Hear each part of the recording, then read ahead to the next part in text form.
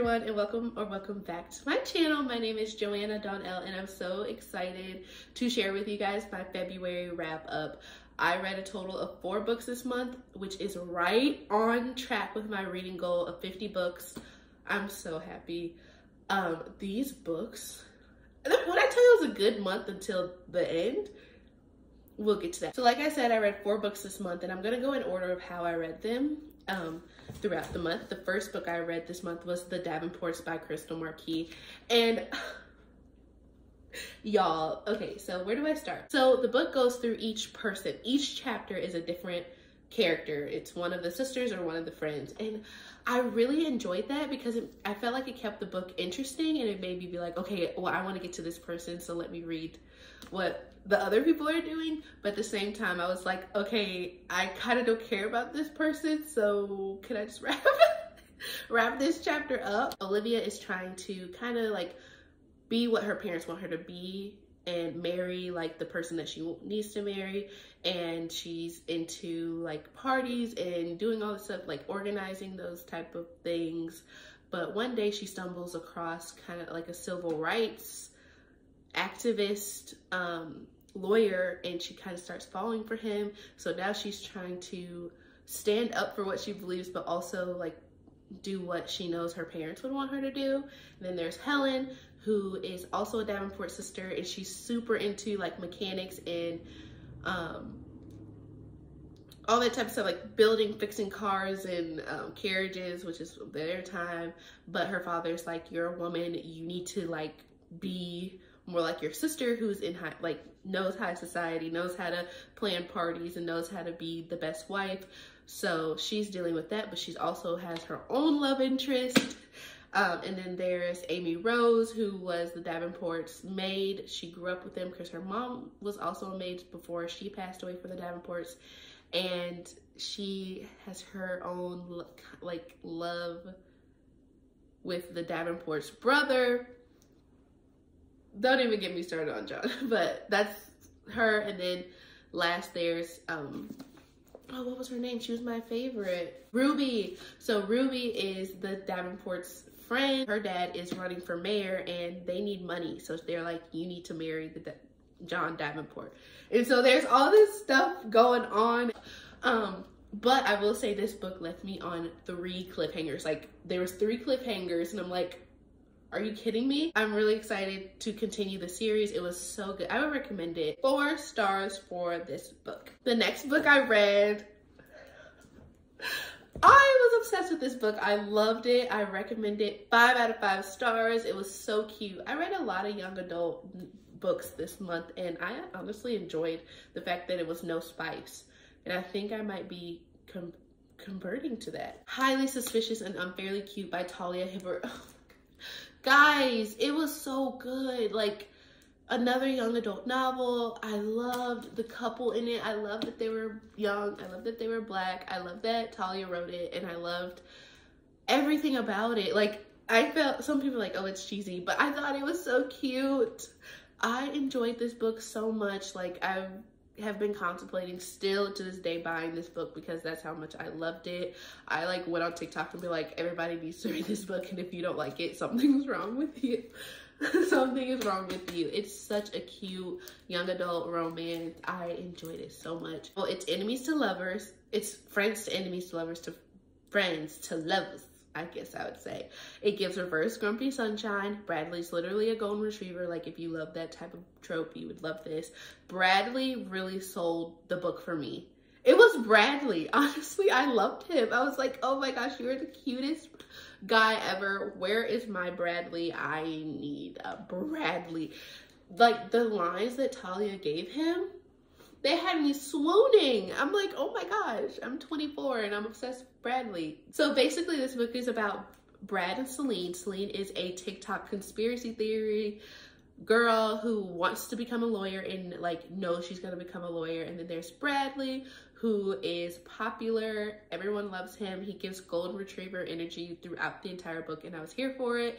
And he's just like happy-go-lucky. He has a dream, but he kind of wants to keep it under wraps because it doesn't coincide with like what his dad thinks that he should do, or what he thinks his dad thinks he wants him to do. One day, Celine needs a ride to go to a scholarship informational meeting with her, like, someone who she really looks up to and wants to be similar to.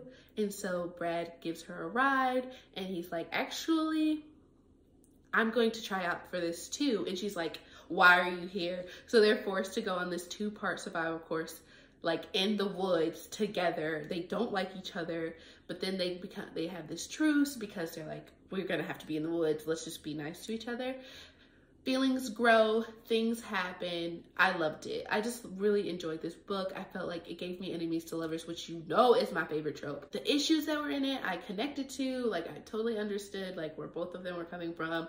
And I just really enjoyed it. It was just a fun, good read. I loved every second of reading it. Bradley's lines, when I tell you, he had these one-liners, but I was just like, oh. Like, he would just say a word, and I was like, oh my gosh. I rated Highly Suspicious and Unfairly Cute 5 stars because it was just so cute. I loved it. I loved reading it. I was recommending it to everyone, and I still recommend it to you guys. If you don't read any other book that I suggest, please read this one. If you watched my February TBR, then you know, like, I had such high hopes for this. I was like, I am hyping this up. I am biased. It's going to be 5 stars. And I'm sad to say it was not 5 stars.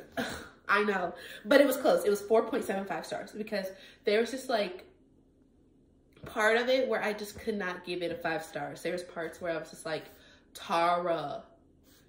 But I'll get into it. So X's and O's by Amy Lee is the second in the influencer series that she had. So it's about Tara. She is a book influencer, which I loved. And Trevor, who is a firefighter. Listen, every time I read one of her books, I'm like, maybe I should try to get with a firefighter because the way she describes them, I'm just like, oh, yes, I would. Trevor was my type. The way she like described him and made me envision him, he was definitely my type. Tattoos, fireman, nice, strong, giving. Like, I loved it.